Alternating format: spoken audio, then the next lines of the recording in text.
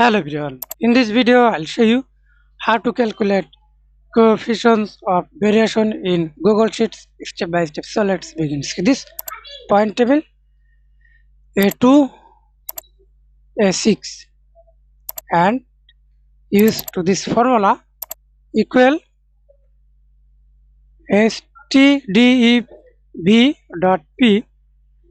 A2, A10 or is use manually selected res A2 for A6 or A2 or A10 average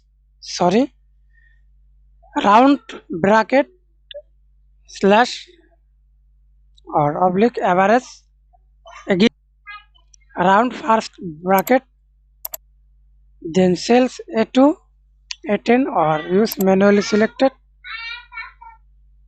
double round close bracket into 100 press enter autofill. That's it. Thanks for watching. Please like, comment, share and subscribe to my channel.